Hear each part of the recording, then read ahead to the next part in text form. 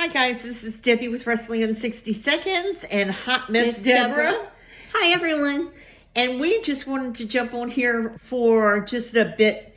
I had promised you guys that we would go a live stream last night.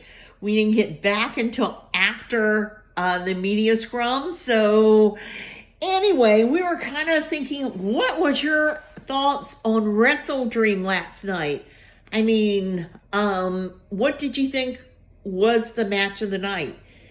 Some people are saying the Jon Moxley, Bryan Danielson. I don't know. Deborah, what was your match of the night? Well, I really have to say I loved the Jon Moxley and Bryan Danielson match. I really think it was really good. Mm-hmm. But how many times is Jon Moxley going to put, like a bag over Bryan Danielson's head? I mean, come on now. Well, technically it was Wheeler Yuta. Okay, Wheeler Yuta.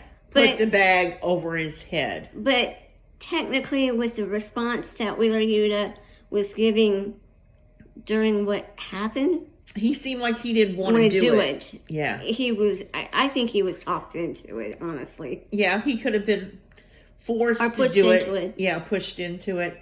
My match of the night, well, I have to say, well, first, what I don't understand, let's go back to Dynamite, where we had the managers trading talents.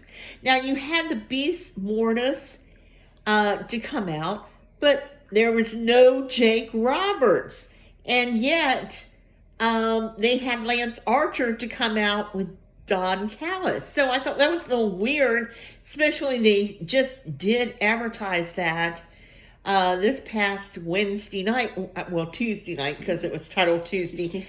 Why didn't they carry the storyline into WrestleDream?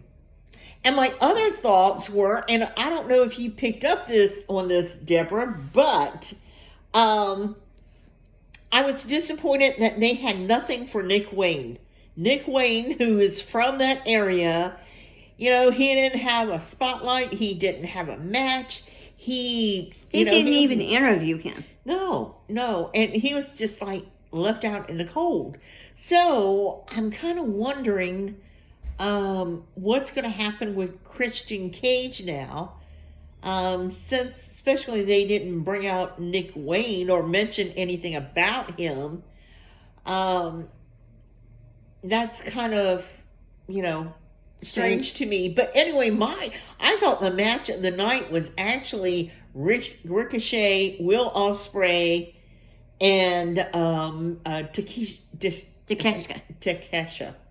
Boy, I thought that was just one heck of a match.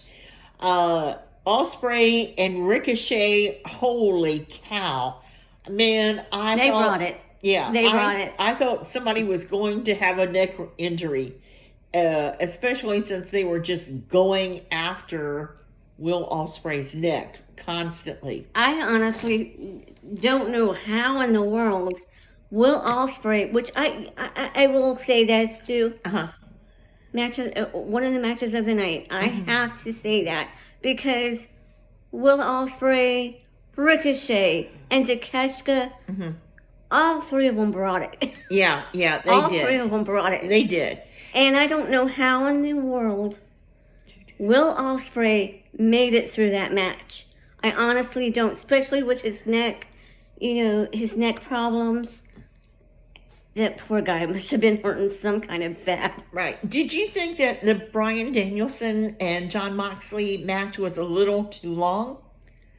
I did think it was a little too long. And that was just my opinion because I just think that they were trying to throw everything that they possibly could into that match.